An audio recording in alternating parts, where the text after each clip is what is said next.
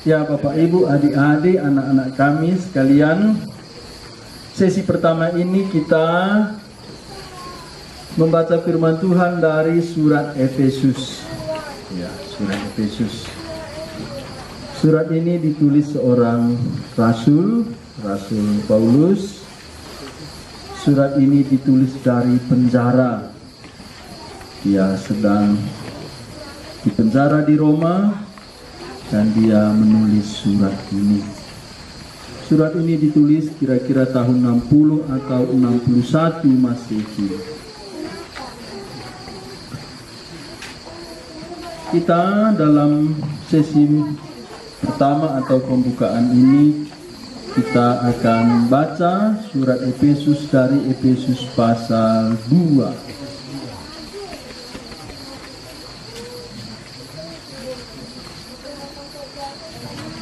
Pak Ginting pernah katakan bahwa jemaat Efesus itu jemaat yang paling dekat dengan orang Karo.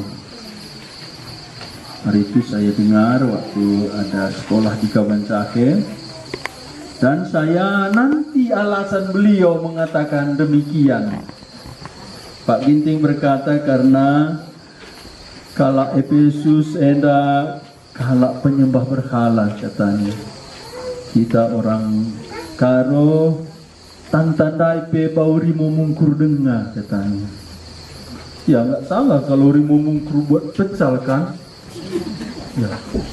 Tapi kalau mama saya dulu nggak pernah dia buat pecal jadi kai. Adik kulut nipina buat rimo mungkur. Adik murah sinuan-sinuan buat terima mungkur. Tapi belum ada ku dengar di dunia ini banci sampai terima mungkur adi murah sinuan-sinuan. Betul, aku dulu tanam cabai, banyak kali buah cabai itu. Pertama panen itu harga 9.000 aku ingat, lalu 7.000, lalu 4.000, lalu 2.000. Oh, bagaimana Nina? Git kor pangir katanya, pangir kai aku bilang. Murah Cina dah, pangir ku pagi-pagi ya kata. Ya, kalau orang tua kan lah kayak kita sederhana kan gitu. Tapi pagi-pagi aku lengah bedak belum bangun dibanguninnya jam 6. Mana bangun kai, pangir dah. Udah sikap mangkoknya situ, bunga-bungaan, tak berapa jenis itu. Ada di situ rimau mungkur takam pak. Lalu dibilangnya gini, nanti sampai di letapin predikan rencana buat rimau mungkur papakan 4 kali kan benterkan ke pudi, buang sial. Ku ingat terus. Kalau anak perana mah melakang ngerpami kan tutupi pakai anduk cepat-cepat ke tempat mandi. Dulu kan di kampung itu tapi di telaga ini kan.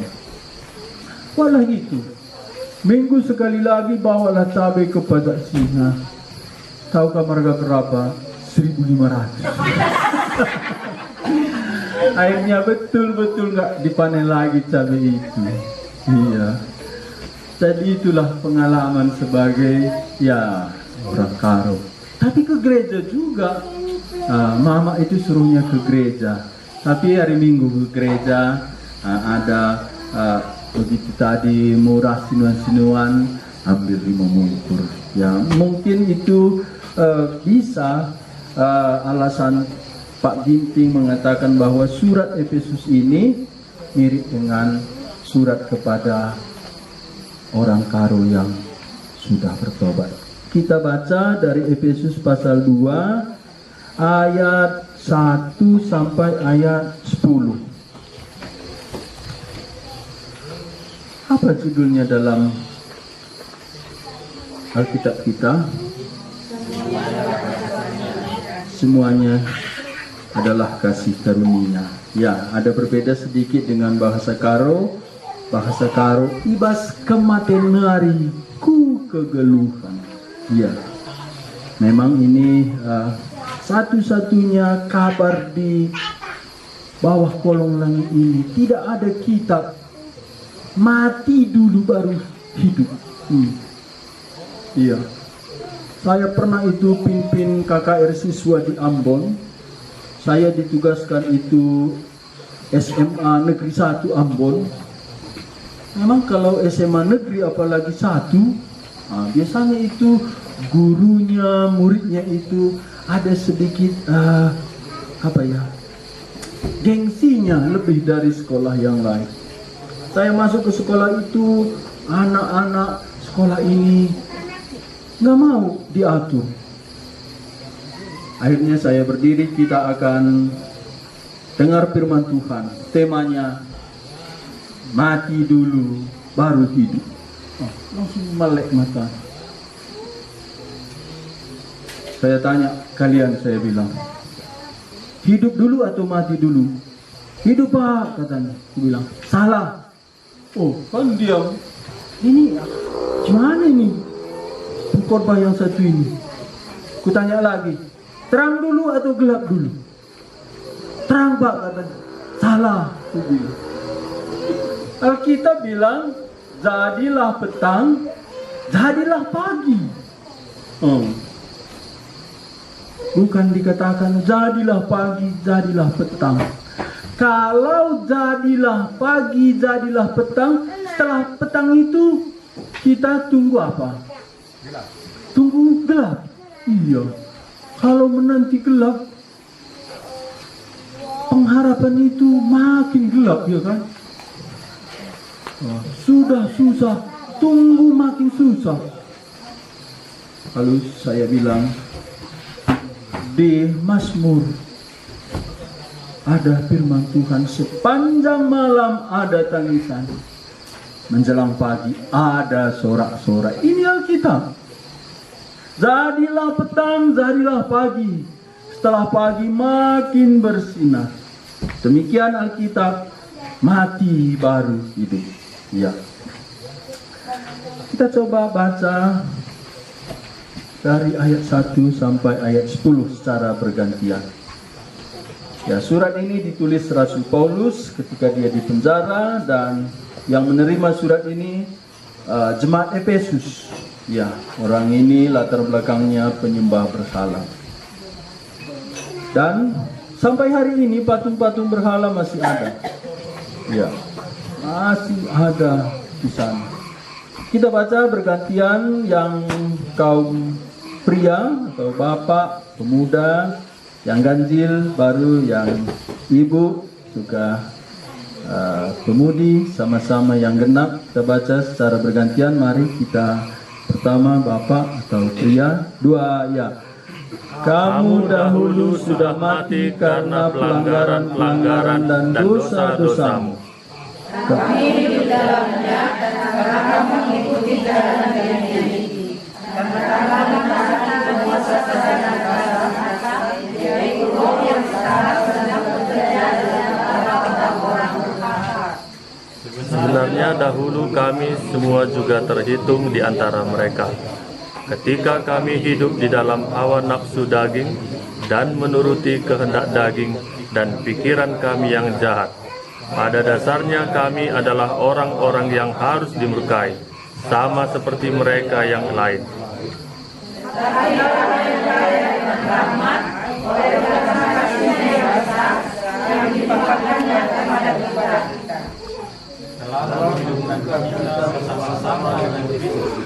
Sekalipun kita telah mati dan kesalahan kita, oleh kasih karunia kamu diselamatkan. Dan dalam Kristus Yesus Dia telah membangkitkan kita juga dan memberikan tempat bersama dengan Dia di surga. Supaya pada masa yang akan datang, Dia menunjukkan kepada kita segala karunia-Nya yang melimpah-limpah sesuai dengan kebaikan-Nya terhadap kita dalam Kristus Yesus. Sebab karena karunia kasih yang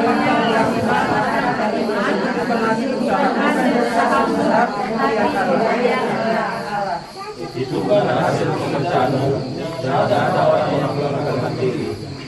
Karena kita ini buatan Allah, diciptakan dalam Kristus Yesus untuk melakukan pekerjaan baik yang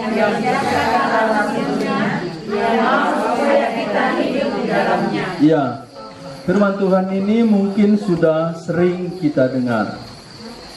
Firman Tuhan ini ditulis Paulus supaya orang-orang di Efesus ini menyadari betapa luas untuk menyatakan itu. Di sini Paulus membawa mereka mundur ke belakang atau bernostalgia. Ya. Kata Paulus di sini, kamu dahulu sudah mati. Ya. Tadi ketemu di sini sama kakak Mama Anta. Murid kakak, aku bilang. Nah, lalu bilang Bapak Sonsu, dia pemuritan Pak. Katanya. Jadi kalau pemuritan itu ada ceritanya di belakangnya, bagaimana kita dulu belum mengenal Tuhan dan bagaimana kita diselamatkan Tuhan. Kamu dahulu sudah mati. Kamu dahulu sudah mati. Karena pelanggaran-pelanggaran dan dosa-dosamu. Ya. Saya lama tidak mengerti ayat ini, walaupun hari itu sudah lahir baru, nggak ngerti saya.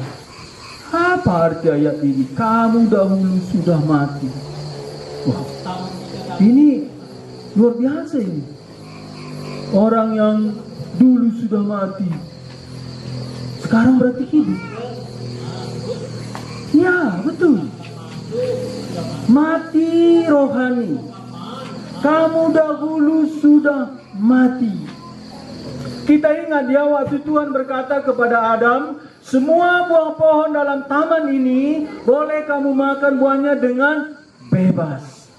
Kecuali buah pohon pengetahuan baik dan jahat, janganlah kamu makan. Sebab pada hari engkau memakannya, pastilah engkau mati. Tuhan tidak berkata, mungkin kamu mati. Atau Tuhan berkata, jangan makan, nanti sakit perut. Begitu enggak ya? Tapi Tuhan berkata, pada hari engkau memakannya, pastilah engkau mati. Firman Tuhan tidak ada yang abu-abu. Firman Tuhan semua ya dan amin. Tuhan tidak pernah berkata tidak jelas, pasti mati. Lalu Tuhan cipta Hawa dari tulang rusuk Adam. Setelah itu Hawa mendengar firman Tuhan dari Adam. Ya, makanya bapak-bapak ini disebut sebagai nabi, disebut sebagai imam di tengah-tengah keluarga.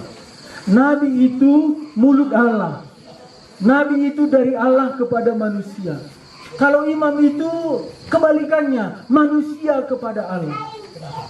Jadi Adam itu sudah berperan sebagai nabi. Allah yang berbicara kepada Adam. Adam menyampaikan firman Tuhan kepada Hawa. Tuhan berkata semua buah pohon dalam taman boleh kita makan dengan bebas. Kecuali satu. Buah pohon pengetahuan baik dan jahat. Janganlah kamu makan. Kalau makan, mati. Berarti pohon baik dan jahat ini bisa disebut pohon kematian. Pohon kematian. Jadi manusia itu di antara hidup dan mati, di antara Allah dan iblis, di antara baik dan jahat, di antara surga dan neraka. Jadi tidak ada seorang pun manusia enggak ke surga, enggak ke neraka. Ya, jadi dulu saya diinjili seorang yang beragama Muslim. Saya mau dengar firman Tuhan cuma satu.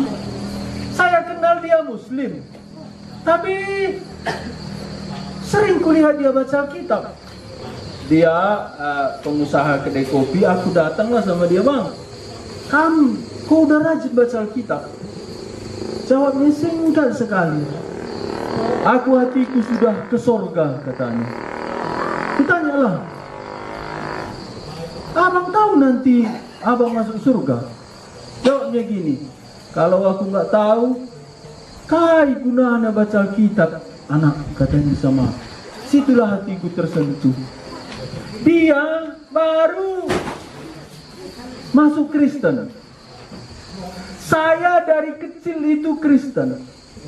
Ya, kalau kita cerita yang seperti ini tadi, biasa itu ada cerita Rimo Mungkur, cerita Ceramok, biasa gitu. Jadi tenang aja Bapak Ibu sekalian ya. Saya pernah itu buat KKR di rumah kawan saya. Kubilang gini, ini hari ketiga. Hari ketiga biasanya ada sesuatu. Contohnya aku bilang, bisa nanti ketika aku khotbah, datang banyak anjing yang ngepe ribut, gonggong, aku bilang. Gelas peke dia panci buhun pecah, aku bilang. Pas hari ketiga itu, serius mereka dengar khotbah. Saya khotbah okultisme. Betul. Datang anjing itu, lalu yang pengusaha kedai kopi itu, dia angkat gelasnya gini, karena seriusnya dia dengar khotbah jatuh, tepar gitu. Udah sana semua mata orang. Tadi kan juga aku bilang. Oh, katanya, ya biasa itu. Karena firman Tuhan ketika kita sampaikan, bukan kita saja bersama Tuhan, tapi ada musuh. Ya, apalagi saya singgung tadi. Ya, biasa itu. Jadi abang itu tadi waktu dia baca Alkitab itu, dia bilang, hatiku sudah ke surga. Aku mau ke surga. Kutanya, apakah abang tahu nanti masuk surga? Langsung jawabnya, tahu. Ya.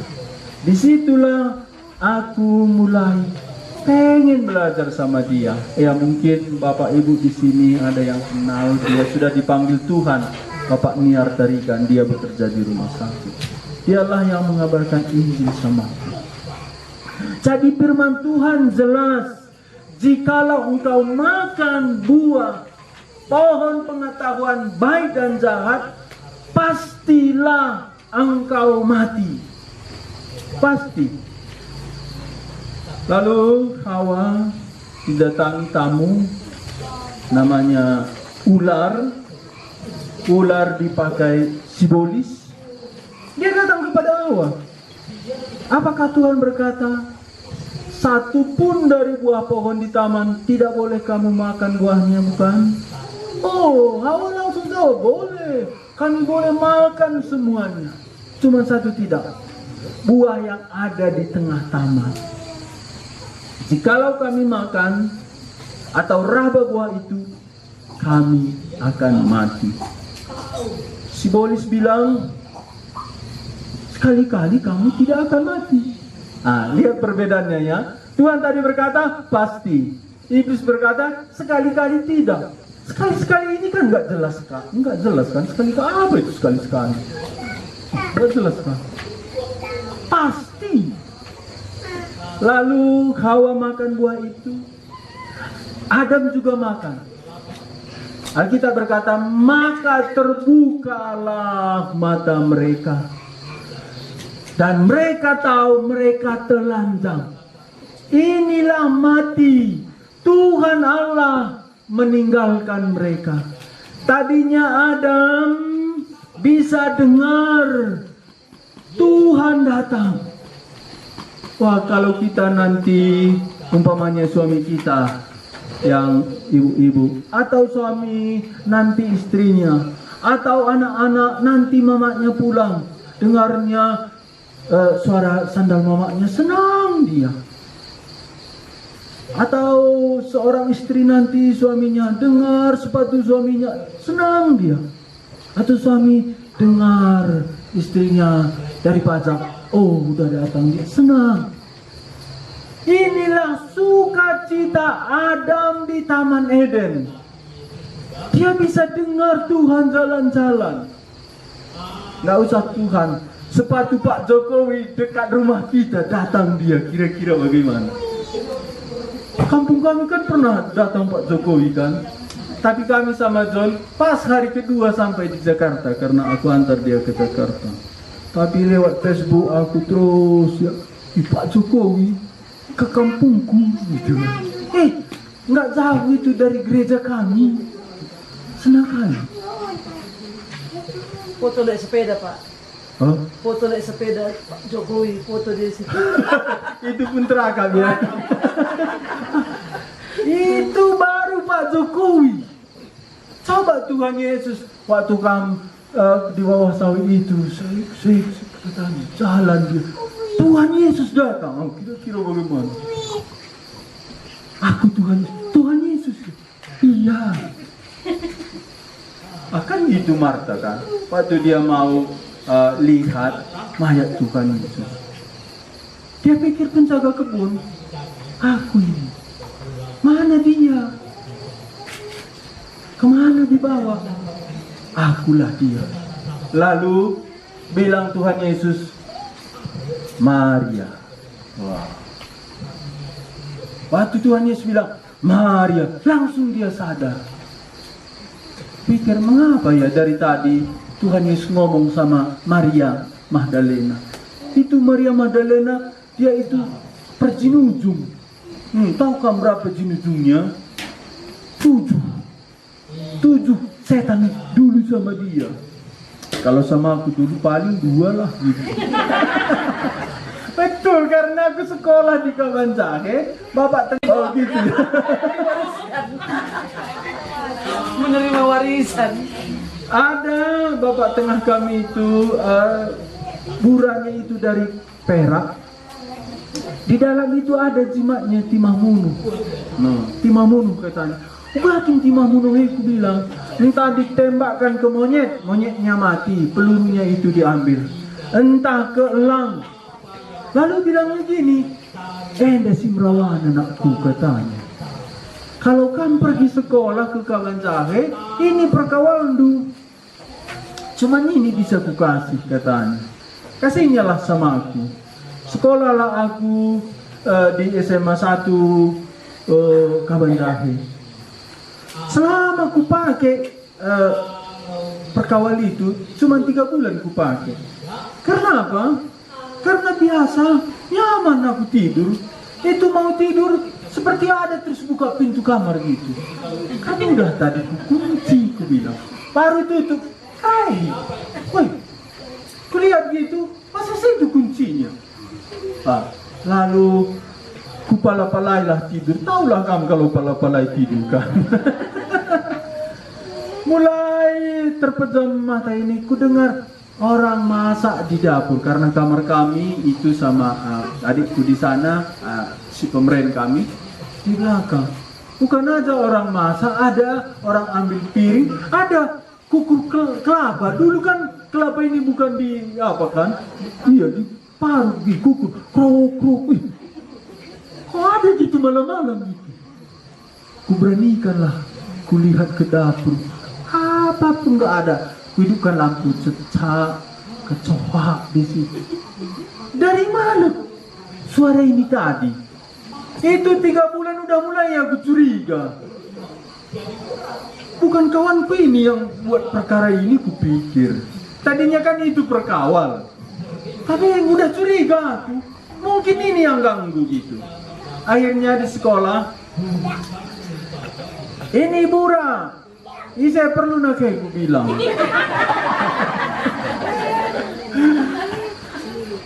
Lalu adalah ketua kelas kami. Kai kini nak katanya. Dari perkawal kata bapak tengahku. Iya aku perlu tanah kata aku kasih.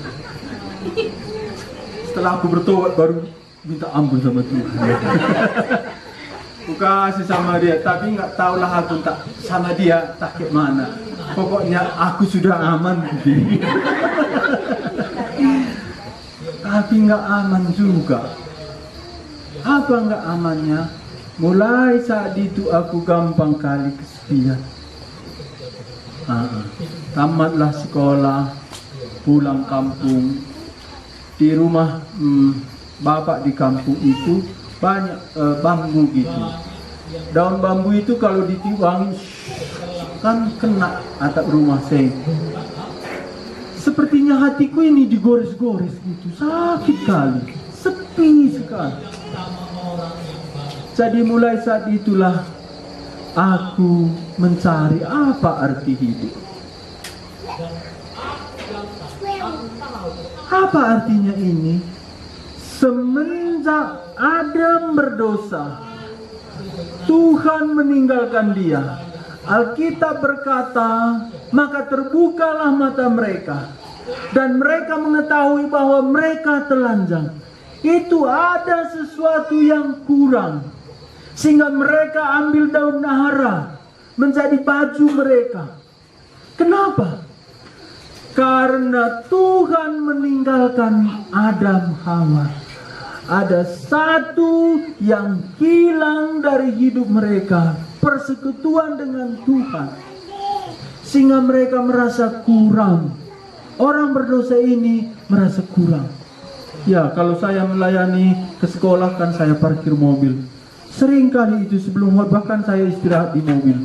Oh, anak-anak SMA di kaca ini, aku tahan napas di dalam ini. Apa ya anak SMA? Aku pikir sering mutar-mutar di depan kaca. Kalian di sini anak SMA? Kira-kira berapa kalinya lihat kaca satu hari? Sering juga ya? Yang sudah tua ini belum pernah SMA. Yang mantan SMA. Kenapa SMA pakai kangen? Oh, pakai kangen. Sekali tiga, kejumpa tiga, Mama. Kita merasa kurang gitu. Endang bantuan dana dingkan kita. Jadi mati rohani itu kita berpisah dari Tuhan. Tuhan yang mencipta kita. Waktu pemuda ini tadi retreat, saya ketemu firman Tuhan itu mengkagumkan saya. Dari Mazmur 139, Daud berkata, Engkaulah yang membentuk aku dalam rahim ibuku dan menenun buah pinggangku. Wah. Lalu aku belajar apa itu menenun. Akhirnya ku cari informasi, dapatlah aku bahwa manusia yang di bagian kesehatan mungkin mengerti. Tapi saya banyak belajar ini karena kekaguman ayat itu. Manusia itu ada 23 kromosom. 23 pasang. 22 pasang itu untuk memelihara sifat dari orang tua kita, papa kita, ibu kita. Dan satu pasang kromosom itu adalah menentukan jenis kelamin. Kalau perempuan kromosomnya itu yang satu pasang itu jenisnya XX. Kalau laki-laki XY. Jadi sel telur itu ada kromosom yang menanti itu XX. Kalau laki-laki bisa X, bisa Y, spermatozoa. Ini kita semua di sini sudah SMP, SMA. Lalu ketika sel telur itu dibuahi, kromosom ini melebur. Tapi di dalam kromosom ini bukan saja kromosom, tapi ada genetik.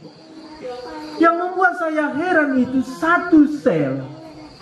Dan sel ini punya inti sel nukleus. Dan di dalam inti sel ini kromosom.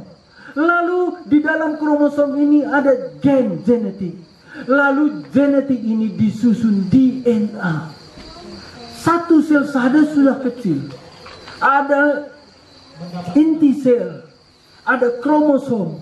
Kromosom disusun oleh genetik. Genetik disusun oleh DNA. DNA inilah seperti tangga tapi terbuat dari benang, dipelintir sedikit. Itu disebut double helix.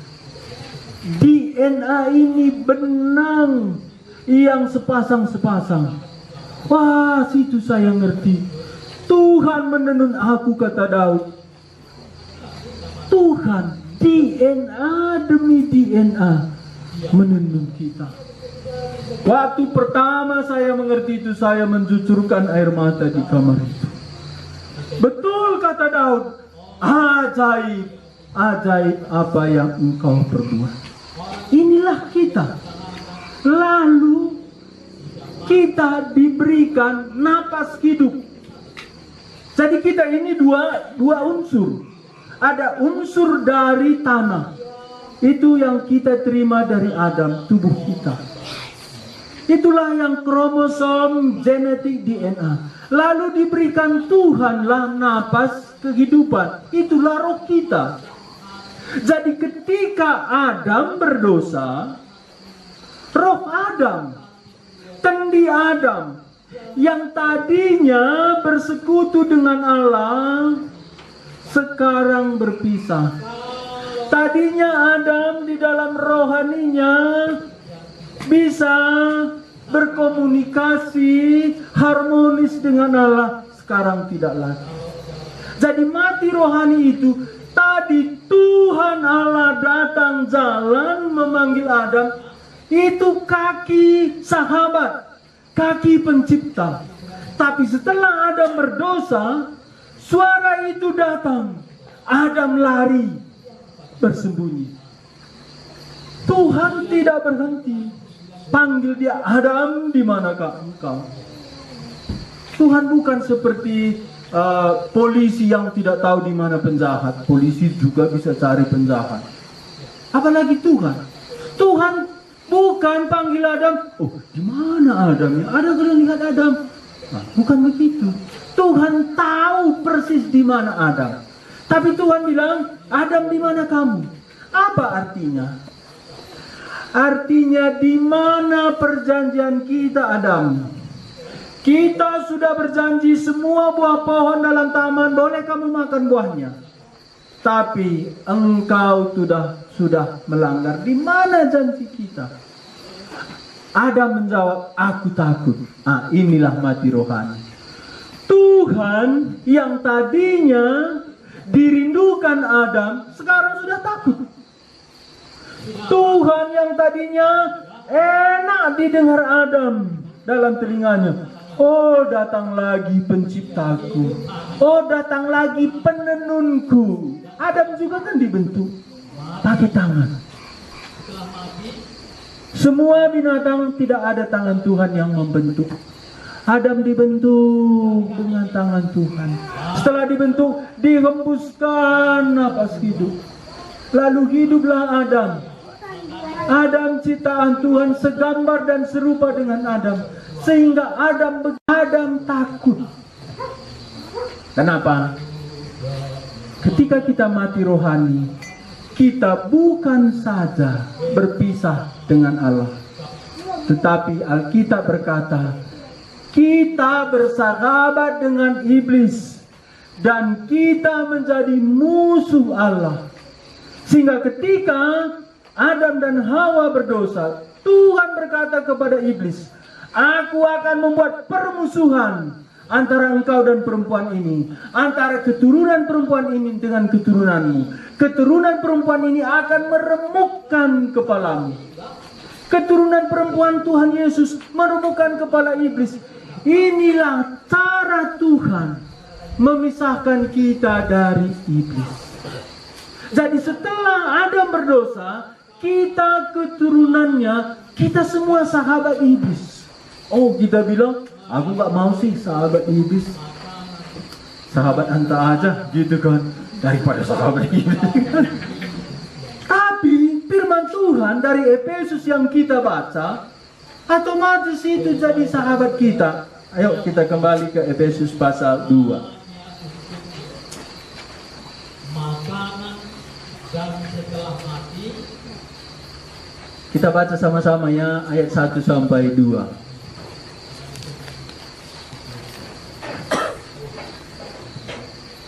Satu dua ayat. Kamu dahulu sudah mati karena pelanggaran dan dosa-dosamu.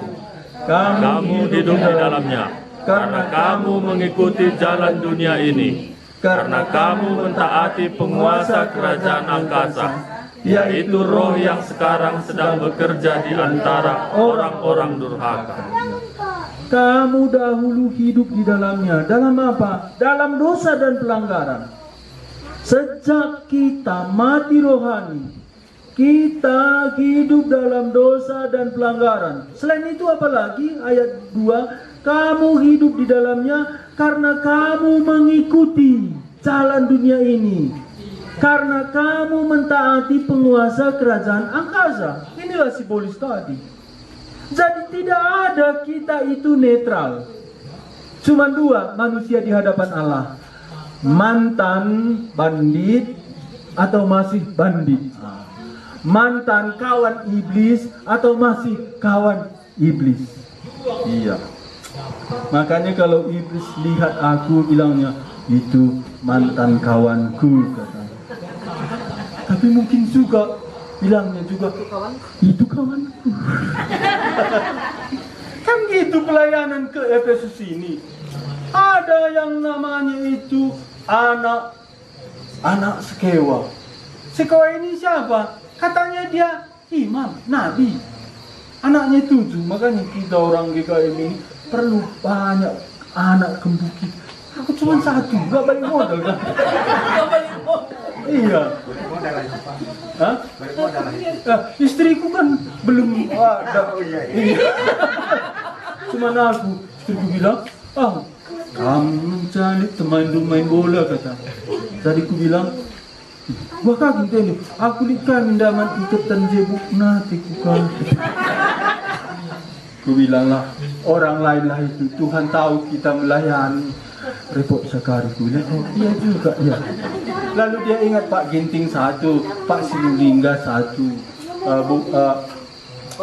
Bu Lydia pun 1. Oh gitu kata. Makanya jangan ikut-ikut pendeta tentang itu ya. Paling nggak kami 2 kok. Oh gitu ya. Pak Tarigan yang 1 sini. Oh, iya. Pak Tarigan 2. 1. Paling nggak yang 2. Oh iya. Begitu ya Mbak Tuhan.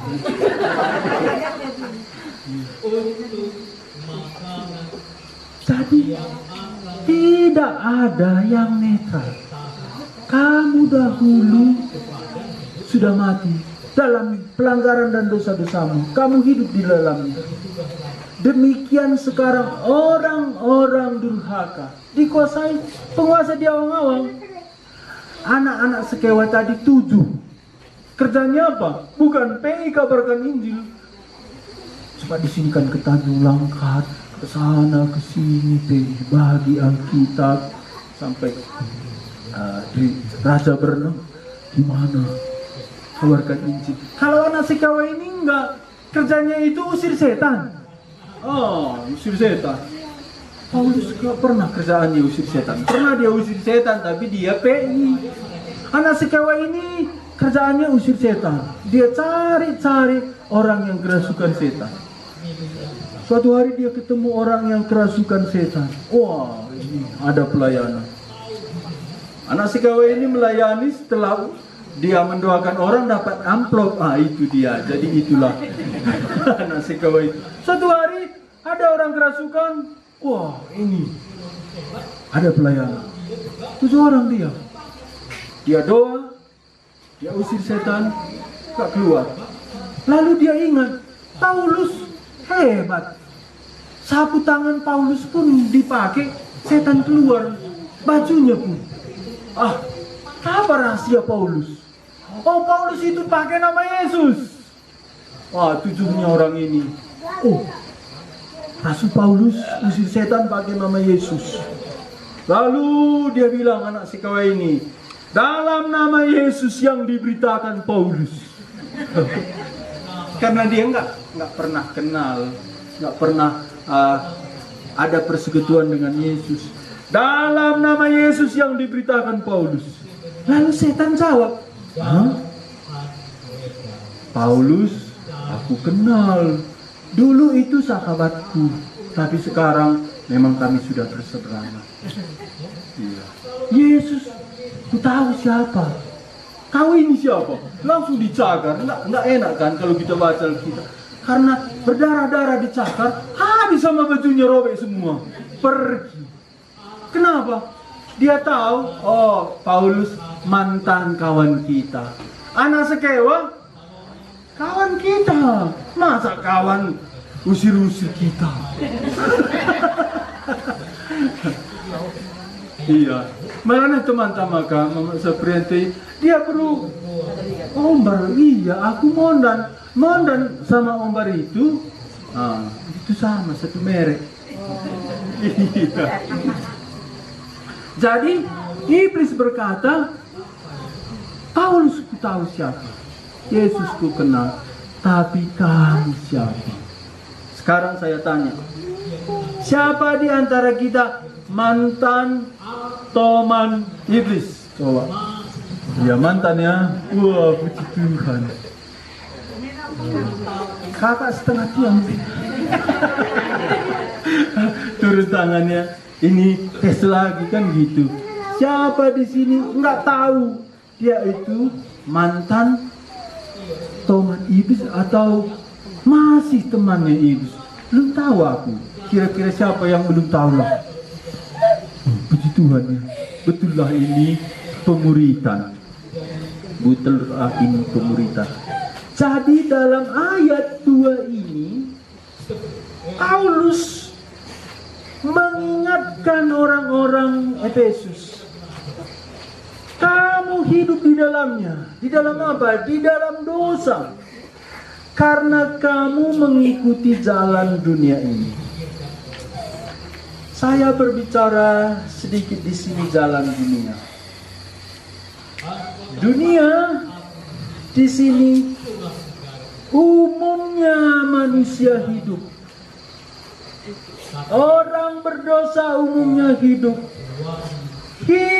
di dalam seteru dengan Allah, melanggar firman Allah, melanggar kebenaran Allah.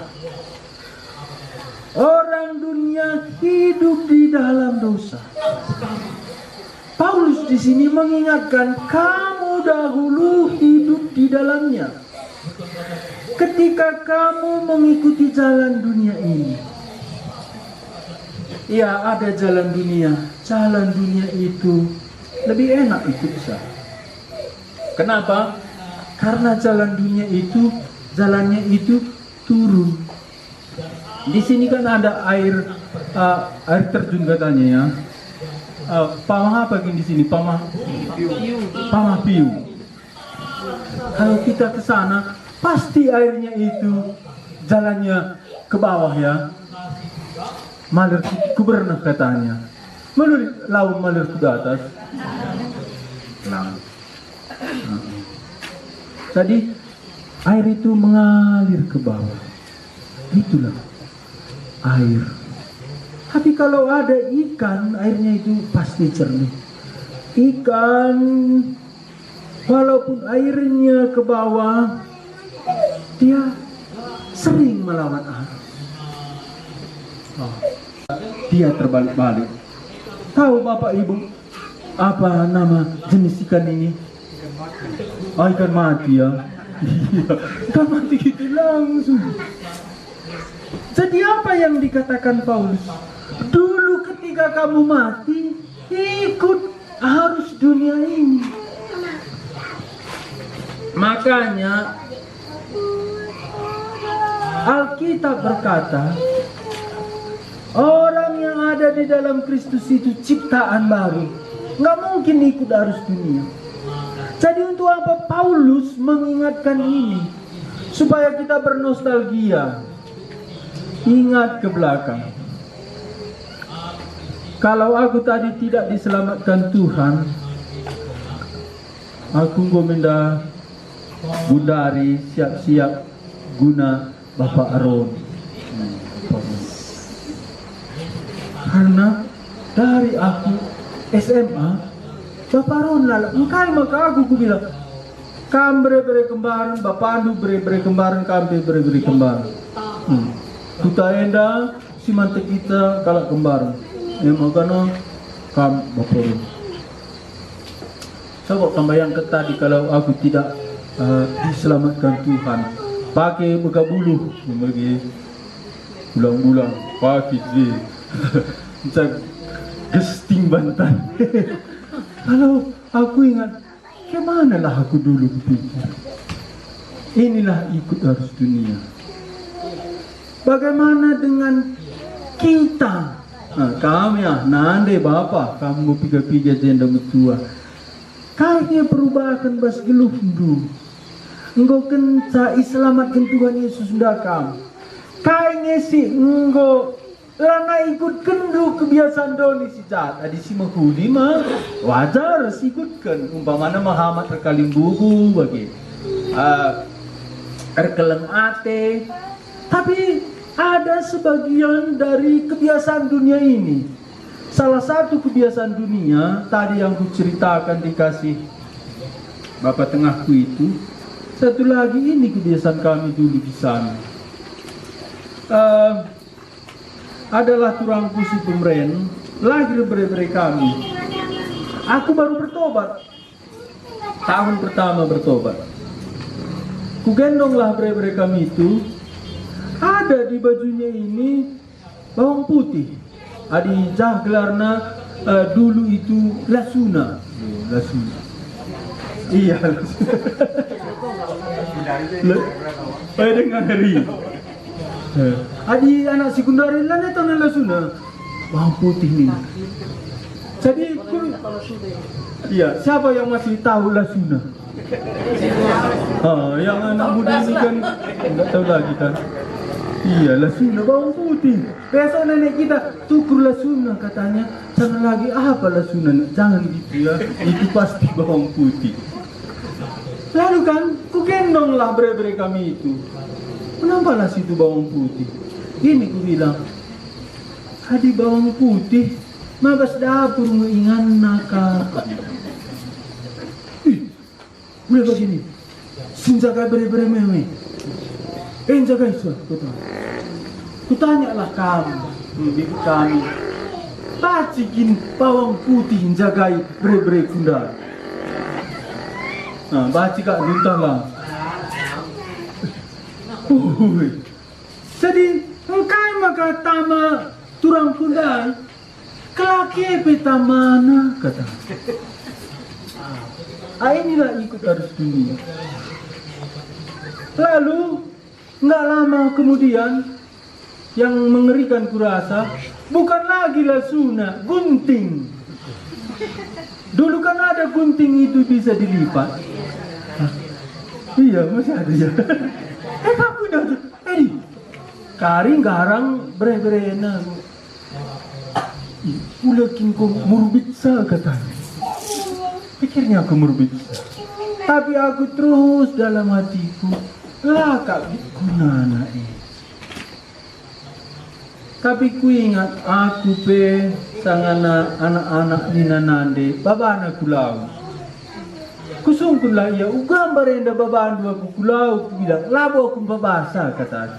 Ise ku bilang mami tu andu nakku. Engkau maka baba ku kulau. Ku bilang bagi kami kalah. Kan suara dunia tadi ini bagi kami kalah. Jadi kulau ja, tapi ku tambar punti. Ya uga, maka baba kulau. Gelah jaga ini. Isu kini ni, ya nina. Uga dengan jeni na. Eda jaga ini niangan kata. Jadi ikut arus dunia. Iya. Kamu ingat dulu nggak ngisi dua mah? Adi di tengah komputer kagun dari tuku. Si bapa dengan ni kulawat itu. Ganai. Papa pulau tuli di sana. Oh, tuli di mana? Iya, tuli di mana?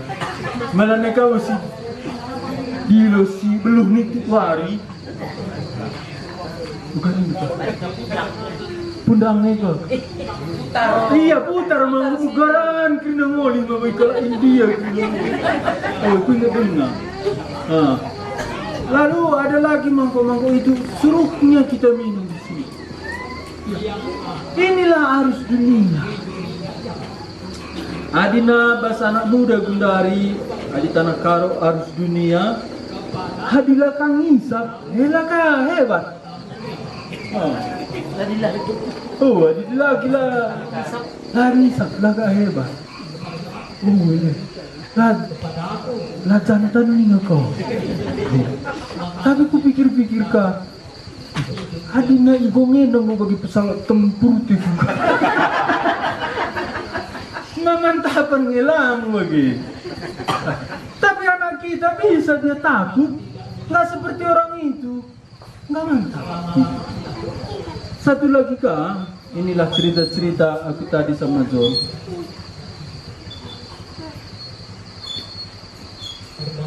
Ini ada lagi foto si Anu. Dia kan masih tamat SMA barusan nih, iya. Tapi dia udah foto ini sama pacarnya. Lalu sama pacar tamat SMA. Janganlah, aku bilang. Ya cuman kami enggak pak, katanya. Kenapa aku bilang?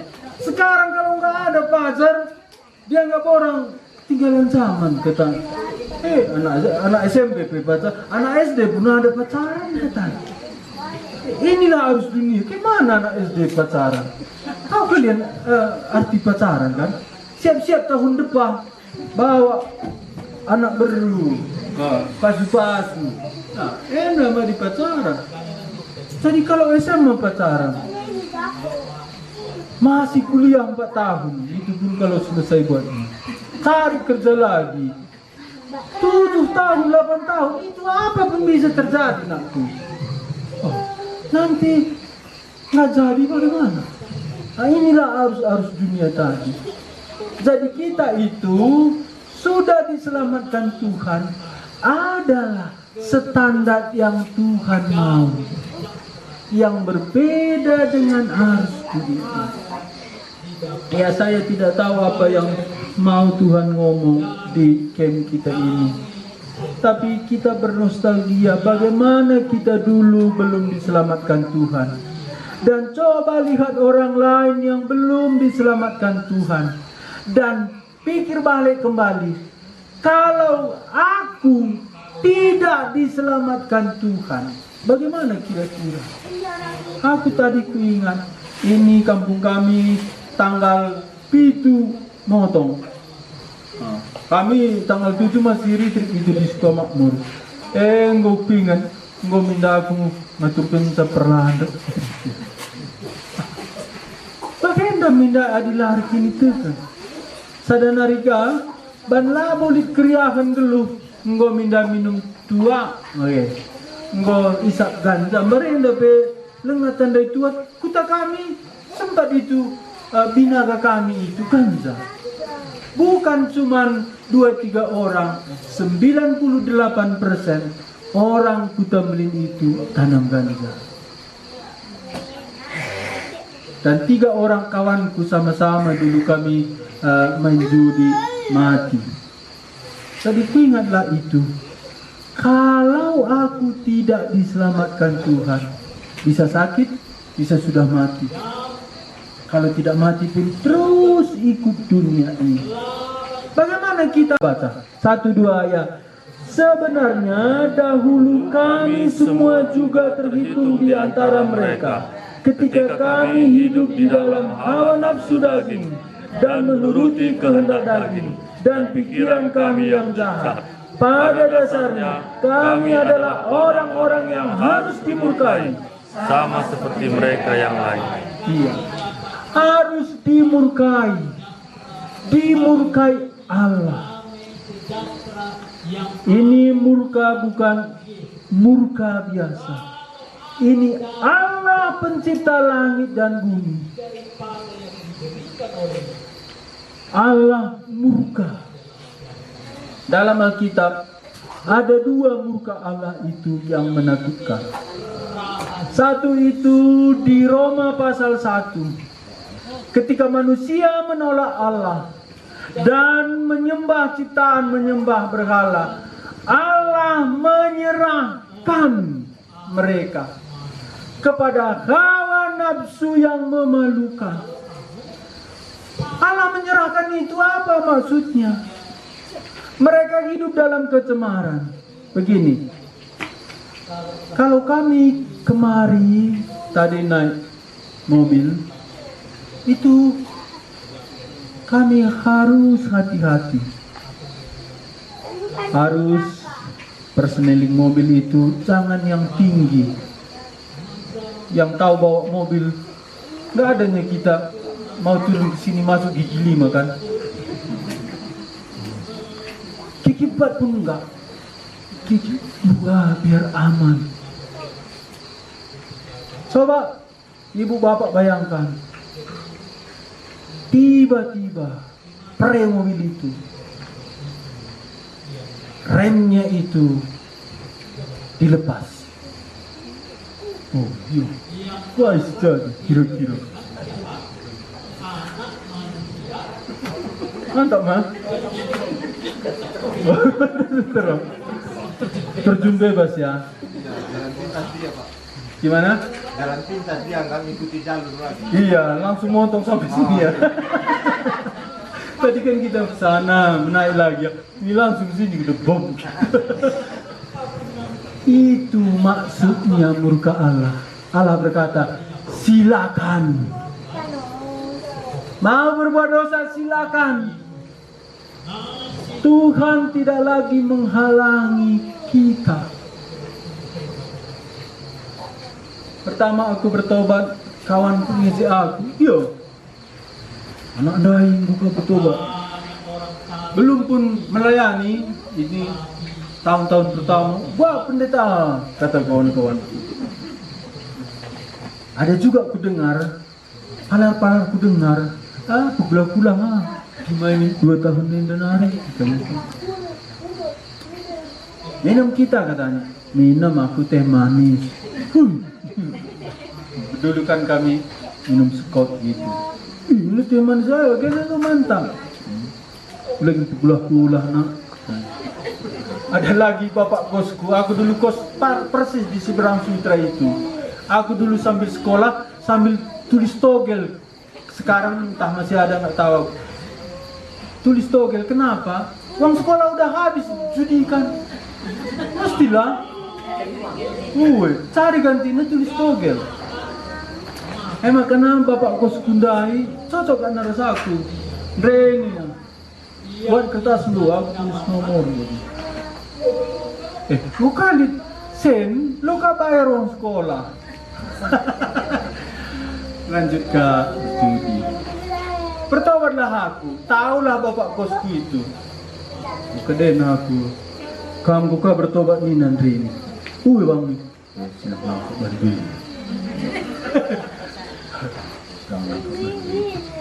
Jika kawanku itu bilang, kulah nih. Tapi beginilah kita ketika kita bertobat. Tapi setelah aku 5 tahun, 7 tahun, ketemulah aku satu teman kurju di Barenda. Ini di kampung Kutambelin. Minum aku kede, dengerin aku. Gini bilang, aku dah gampang kata. Diganlah aku bagi kami. Kata, dulu aja aku. Diganlah aku bagi kami. So kak mesra, digan bagikan berita Tuhan Yesus. Lo mesra aku. Diganlah aku bagi kami. Rupanya gue ranggung jaguna. Nah, sendiri masih angkat dengan kita ranggung jaguna. Orang ini paling gak tahu. Ranggung itu bukan saja masaknya beda rumah. Yang perempuan rumah mamanya, yang laki-laki rumah mamanya lagi. Sudah ada anaknya. Inilah ranggung. Lalu ada lagi yang kawan kita tadi. Iya anak andai, gua 2 jabuna. Ternyata 2 jabunnya ngerti kalian kan? Satu berubing, satu beruginting.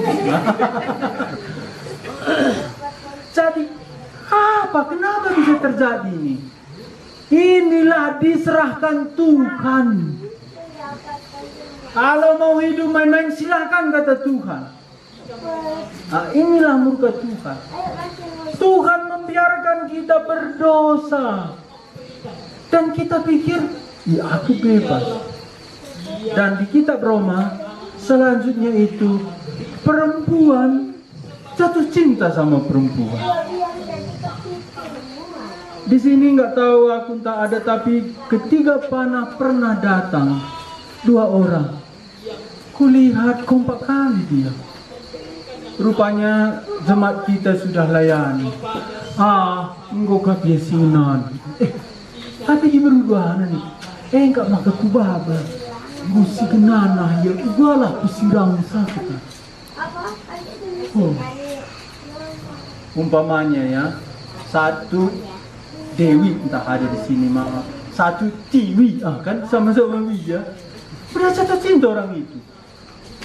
Ada lagi dulu laki-laki sama laki-laki. Ini semua murka Allah. Tapi ada lagi murka Allah, yaitu hukuman kekal. Jadi kalau kita tidak diselamatkan Tuhan, yang 2 ini murka Allah. Di dunia ini bebas kita berbuat dosa. Aku satu saja tadi tidak ditolong Tuhan. Hisap ganja itu udah bahaya. Makanya setelah bertobat, aku sakit. Dironsen kan. Ada sebesar biji labu ini di paruku ini. Aku bilang sama dokter. Karena dia tahu aku sudah hamba Tuhan. Ini mungkin dulu sering naik sepeda motor dingin-dingin hujan-hujan katanya. Kenapa aku bilang? Mungkin dulu sering hujan-hujan, tidak pakai jaket, terganggu parundu katanya. Dalam hatiku labu ban aku naik kereta. Gulungnya dirusuh begitu. Kenapa?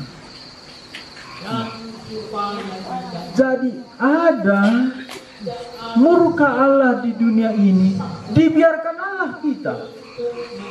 Coba kamu pikir kalau Tuhan terus tadi membiarkan aku buat dirimu mengcurndai, buat ke perkawan rai, kai si jadi.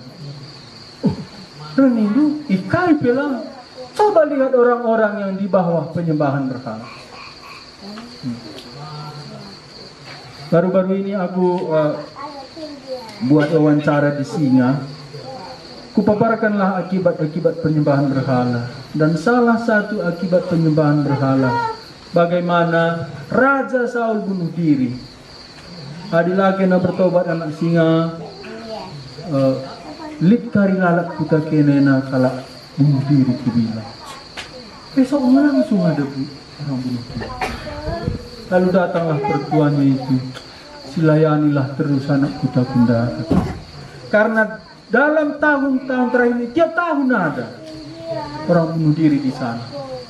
Dan ada hari itu satu, nggak mau gerejanya itu liturgikan misa. Karena aku pernah melayani di sana, nggak kamu liturgikan misa ke sana. Bukan aku bilang, lid gerejana, tapi lah nanya gerejana liturgikan misa. Ya, aku bilang liturgi labo mabal keselamatan. Tapi perlu keluarga liturgi, baca ku liturgikan. Tapi 3 kali, 7 kali, siwah kali pe liturgikan. Ceritanya begini. Istrinya itu belajar ke 3 panah pelayanan pribadi. Kalau enggak 2-3 kali. Mulai mengerti istrinya itu firman Tuhan, dihalangi keluarganya. Lalu dia pulang kampung dekat Kitamunte. Keluarganya ini tinggal di Singa. Waktu dia pulang kampung tadi, orang tua istrinya itu buka kedai kelontong gitu. jual gas, jual beras. Waktu dia ke sana, kebakaran rumah mamanya itu. Suaminya sempat keluar, anaknya sempat keluar, mamanya, bapaknya sempat keluar. Dia tinggal di dalam, mati. Anaknya sekarang udah datang ke kita, ke jemaat kita. Suaminya ini di Singa, pulang ke Singa. Itulah, nggak lama kemudian dia bunuh diri. Kubilanglah sama orang Singa itu, adilah tadingkin kena, cah ada namanya situ Belanjang, perjumpaan Belanjang. Setelah aku wawancara itu baru ku tahu apa itu artinya Belanjang. Bagaimana pendeta katanya Suwanto? Kami orang sini ini ke Belanjang, Belanjangnya gelah dulu ya, bebu Belanjang artinya. Anak Singa satu rumah itu ada 30 orang. Aku beda dengan kuta katanya. Di daerah itu ada di situ besar kali kayu katanya. Sepela pangdeger kuku. Tapi udah tua kayu itu. Ini sungguh luar biasa. Waktu KKR di sana, pas aku khotbah okultisme, tumbang pokok kayu itu. Tumbang. Tapi reni kuman kala andai, anggo pengen aku gereja, lengah sirang ras sidekah rai. Jadi kita bagi kata Pak Ginting dan deger dengar kuri memungkur. Makana adina latuntas ditadingkan tersendat-sendat pertumbuhan rohani. Iya. Kita lanjutkan. Kita nanti selesai jam berapa tuh? Jam 9 ya. Kita turun ke bawah, kita baca. Kudengar Pak Sinulingga di situ masih semangat. Iya. Kita baca ayat 3 sampai 4 ya supaya kita selesaikan. Ayat 3 sampai 4. Efesus pasal 2 tadi, ayat 3 sampai 4 kita baca sama-sama. 1 2 ya. Sebenarnya dahulu kami semua juga terhitung di antara mereka. Ketika kami hidup di dalam hawa nafsu daging dan menuruti kehendak daging dan pikiran kami yang jahat, pada dasarnya kami adalah orang-orang yang harus dimurkai sama seperti mereka semua. Sampai di sini. Pada dasarnya kami adalah orang-orang yang harus dimurkai. Kita orang-orang berdosa yang pada dasarnya dibiarkan Tuhan terus hidup dalam dosa. Pada dasarnya kita dimurkai Tuhan. Murka Tuhan ada satu lagi, anatema katanya. Anatema itu apa? Itu murka Tuhan, api neraka. Larang ngadi-ngadi. Ya. Neraka Tuhan Yesus paling sering mengkhotbahkan neraka, melampaui mengkhotbahkan surga. Tadi Tuhan Yesus lebih banyak mengkhotbahkan neraka dari surga. Kenapa? Karena Tuhan mengasihi kita. Kalau kita tidak bertobat dan percaya kepada Tuhan Yesus, murka Tuhan ada di atas kita. Kita terus hidup dalam dosa, mati masuk neraka. Untuk apa kita dicipta? Untuk apa kita hidup? Kalau di dunia berdosa, mati dihakimi Tuhan. Ayat 4, kita baca lagi sama-sama. 1, 2 ya. Tetapi Allah yang kaya dengan rahmat, oleh kasih-Nya yang besar, yang dilimpahkannya kepada kita. Ayat 5, telah menghidupkan kita bersama-sama dengan Kristus, sekalipun kita telah mati oleh kesalahan kita. Oleh kasih karunia kamu diselamatkan. Demikian hidup kita. Tapi Allah yang kasih dengan rahmat. Ada terjemahan lain tadi saya baca, Walaupun kita sudah berdosa, Allah tidak putus asa untuk mengasihi kita. Dia mengutus Tuhan Yesus. Dia mencari kita. Allah dia bisa saja diam di sorga. Kena anak Tanjung Langkat umpamanya. Kalau berdosa, berdosalah. Selamatkan diri masing-masing. Kena kalau berdosa, cari jalan selamat sendiri. Kalau Allah berkata demikian, bagaimana nasib kita? Orang berdosa, kau tadi berdosa, cari jalan selamat sendiri. Agama yang lain itu, semua agama berusaha menyelamatkan diri. Tapi tak ada satupun orang yang berusaha menyelamatkan diri selamat. Karena keselamatan mesti dari Tuhan. Ini isi kitab Nabi Yesaya. Keselamatan dari Tuhan. Keselamatan dari Tuhan. Jadi di sini Tuhan tidak putus asa. Tuhan tidak berhenti untuk mengasihi kita. Bagaimana setiap kita ada cara Tuhan. Saya itu setelah dengar Injil kira-kira 1,5 tahun atau 2 tahun baru bertobat. Kalau Bapak itu tadi menyerah menginjili saya entah bagaimana. Tapi dia terus setiap ketemu Gana kata, kawan saya kita kaja belajar kata di Bataku. Udah kasihnya buku beberapa. Dia tidak pernah berhenti. Demikian kita semua. Coba ingat berapa kali kamu diinjili baru terima Tuhan Yesus. Berapa tahun datang terus.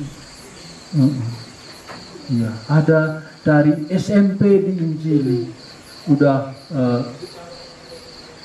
mau nikah baru bertobat. Ada udah tua, tapi ada datang peti mati tidak bertobat. Itu jangan kita ya. Iya. Coba nanti mau tidur, ingat bagaimana kita bertobat. Ayat 6, dan di dalam Kristus Yesus ia telah membangkitkan kita. Ini kematian rohani tadi dihidupkan. Juga sudah kita nikmati kebaikan Tuhan, tapi nanti jauh lebih lagi. Jadi Tuhan menyiapkan satu pesta di sorga. Ya, makanya di kitab Wahyu itu enak kita baca ya. Ada pesta anak domba di sana. Dia yang pernah tersembelih duduk di tahtanya. Semua penatua-penatua itu memberikan mahkota kepada dia. Engkau layak menerima dia. Menerimanya, engkau layak menerimanya. Semua pujian diberikan kepada dia. Di kitab Wahyu dikatakan, bahasa karo, aku ingat, iapu si dibata meiluh anakna. Ya. Kalau anak itu nangis, sedih dia, kira-kira apa yang dia perlu? Kita pernah sedih nangis? Pernah ya waktu kecil ya. Aku paling sedih itu, bapakku pergi 2 tahun nggak pulang. Lalu ada mama tua aku bilangnya sama mama aku, Darami Sianunda, maksudnya bapak aku. Kami itu di Kutambeli, bapak aku ini pergi ke kota Cane. Ada pesta di Martelu, kesanalah bapakku ini. Ikut aku bawa mamaku. Itu sedih sekali. Udah 2 tahun nggak ketemu bapak. Jumpa ras mama. Berenda iya, laus rubati. Terus kaya rubati sih. Aku long ngoli kata bap. Biasa nama pernah dia ngelandik ya. Bapak itu anak bertelur. Aku ingat di Jambur itu. Pengen kali aku dipeluk bapak. Makanya kalau John ini dekat kali aku sama dia. Karena bapakku itu laus-laus, saya gak dilar di bata. Laus-laus. Tapi Dungna gini bilangnya. Lisenmu katanya lah.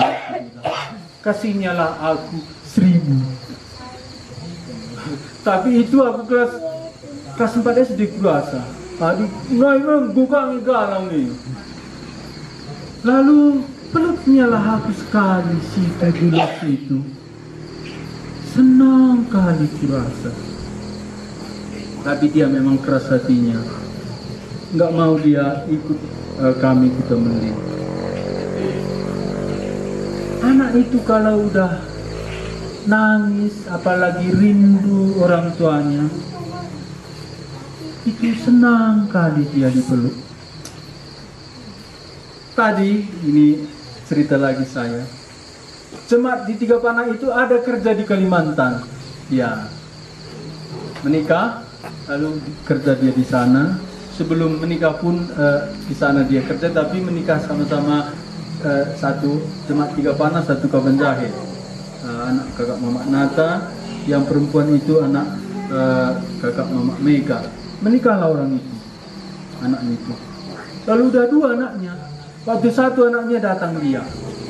Ini udah 2. Satu masuk SD, satu umur 3,5 tahun.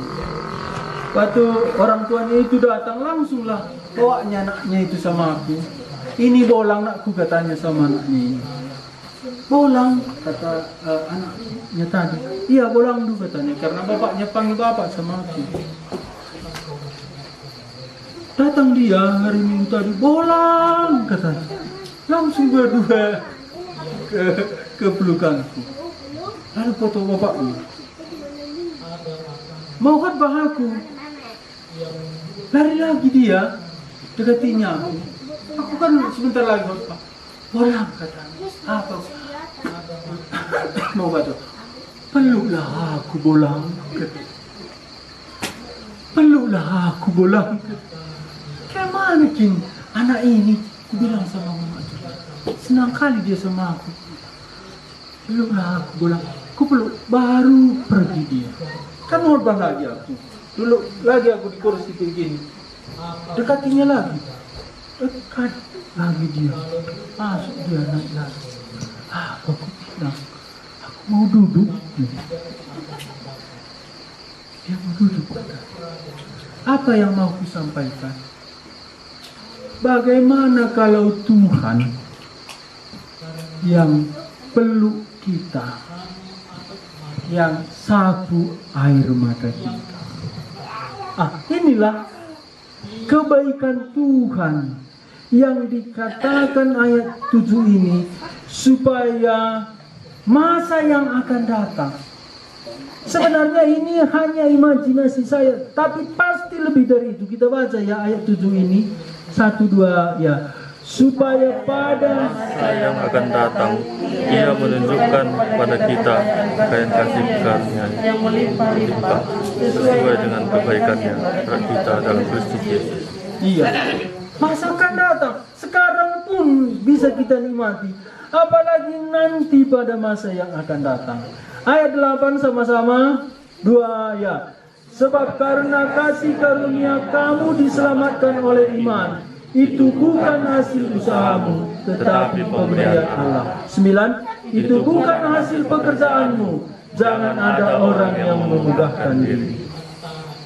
Karena kasih karunia kamu diselamatkan oleh iman. Hanya Kristen, hanya Alkitab mengatakan kasih karunia.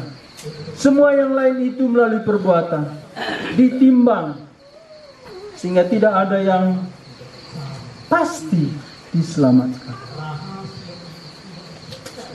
Saya kalau ke Jakarta itu senang ketemu dengan orang-orang Muslim yang radikal itu. Karena kalau dia cerita sama kita, dia itu cari kesalahan, tapi dengar saja. Lalu coba tanya dia bagaimana dia bisa diselamatkan. Suatu hari kami sama anak Pini naik taksi di sana. yang supir taksi itu bisa juga dia ustaz, tapi supir juga dia. Mulailah cerita. Bolehkah kita lebih serius cerita? Aku bilang, boleh Pak, katanya. Jadi aku dulu bilang, iya, katanya. Pernah Bapak dengar kalimat 8, sebab dengan kasih karunia kamu diselamatkan oleh iman. Itu bukan hasil usahamu. Ini sering kita dengar. Tetapi di sini ada dua kasih karunia. Kasih karunia Yesus Kristus. Yang kedua iman. Ayat 9 dikatakan, itu bukan hasil pekerjaanmu. Jangan ada yang memegahkan diri. Ayat 10, sama-sama kita selesaikan ayat ini. 2, ya. Karena kita ini buatan Allah, diciptakan dalam Kristus Yesus untuk melakukan pekerjaan baik yang dipersiapkan Allah sebelumnya. Ia mau supaya kita hidup di dalamnya. Ya, perikop ini saya buat tema diselamatkan untuk pekerjaannya. Diselamatkan untuk bekerja. Kenapa? Karena dari semua, satu alasannya, Allah mengasihi kita. Melalui kasih karunia di dalam Yesus Kristus, Dia memberi iman. Dan iman yang Dia berikan itu supaya kita merespon kepada Tuhan Yesus.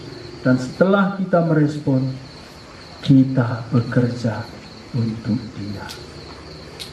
Sampai di sini sesi yang pertama ini.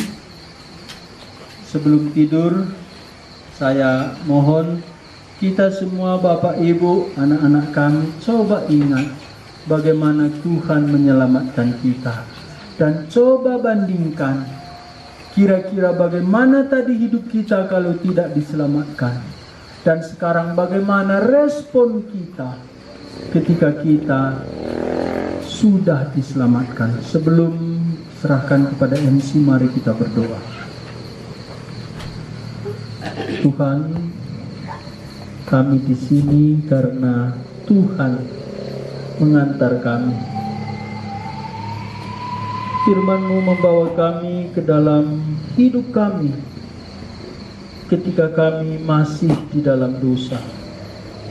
Ketika kami mengikuti penguasa-penguasa dunia ini, kami hidup di dalamnya.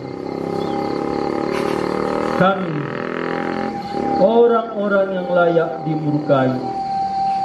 Tetapi Tuhan di dalam Kristus Yesus membangkitkan rohani kami, menghidupkan kami, supaya kami melihat masa yang akan datang, kebaikan Tuhan yang berlimpah-limpah, yang tak pernah berhenti.